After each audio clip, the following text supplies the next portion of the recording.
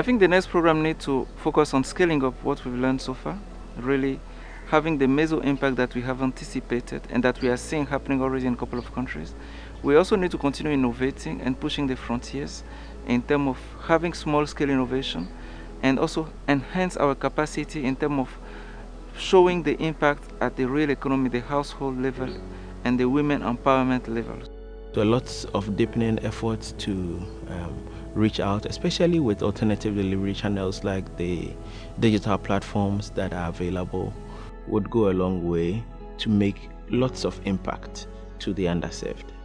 In many cases, many financial institutions don't go far into the rural areas because there really isn't a business case for the financial institutions or often for many other industries. So to continue doing this, what we do here at WOKU and what I've seen under MicroLead is really important to continue to take the services to the field so that people can access them and to make them affordable. And working with the groups, as MicroLead has been doing, is a very effective way to do this, to make it more cost effective for the customers and also for the financial institutions.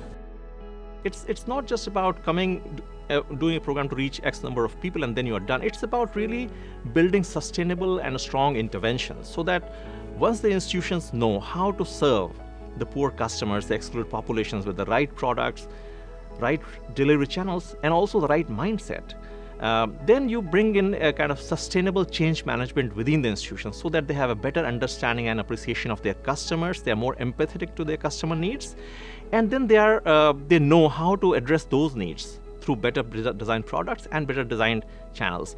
And also, while doing that, making sure that they also do not lose sight of the viability, the economics of delivering those products, which then strengthens the institutions and strengthens their capacity to serve all of their customers effectively.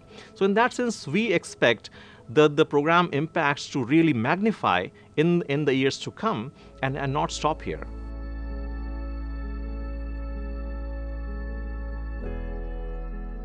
I believe at this point, especially for my institution again, there has to be a lot of deepening efforts, reaching out to more of the underserved, rural, women, people who are in so many rural areas who actually still are unbanked. The question of women's economic empowerment and women's financial inclusion particularly has been a question that we have been grappling with as a development community for a number of years. And the question remains still that after all the interventions and despite the amount of work that has gone into this, women still are not financially included, and it continues to remain a global priority to ensure women have access to financial services. I think where the opportunities are is building on the foundation and the network that's been established. Two key areas would be, one would be savings. We've done a lot. I mean, it's always been savings-led, savings-focused. How can we scale it up? And then secondly would be to have a greater impact on regulations that create the foundation for the whole financial sector, so that would be more open and enabling for deposit mobilization and savings, and we know savings is key to developing the people and the prosperity of the country by improving people's wealth, and they're having funds if they want to build their business, they have some funds if there's an emergency. It just gives them more flexibility. So savings is really key, and building that up would be very important. I think MicroLead should continue in this direction of bringing the financial services closer.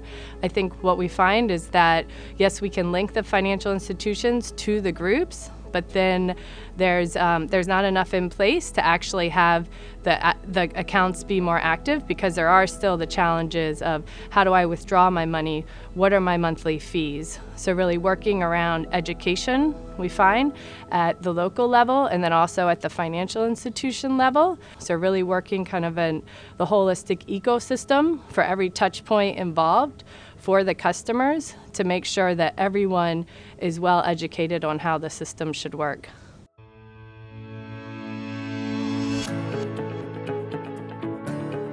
The next step, according to me, should be how to make those products their delivery sustainable? And how are we going to help organizations that have adopted those different products and services to continue delivering them on a sustainable manner? Looking into the future is very bright.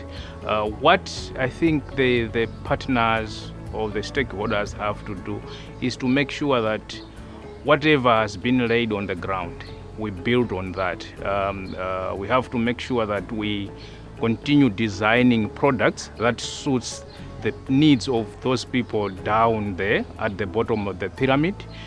I would hope that we'd be able to carry on the work that's been done and keep these learning relationships for organizations that are committed to financial inclusion, committed to improving the financial situation of people, and learning from each other. So not just thinking, oh, I've got to do everything myself. I hope to see a greater impact of the wonderful work that MicroLead has been doing. So just getting financial services to the communities is not our end goal. Our end goal is improving lives. Our end goal is, addressing issues of youth unemployment, addressing issues of women being excluded from the financial sector. Everyone here who's working under MicroLead, we want everyone to have access to affordable financial services that meet their needs, so that people have opportunities, so that people don't lose their savings, so people can invest, their children can go to school, they can build businesses, and they can really help to lift themselves out of poverty without somebody else coming in and giving solutions. People have their own solutions. They know what they need to do. They just need the resources, and they just need the access.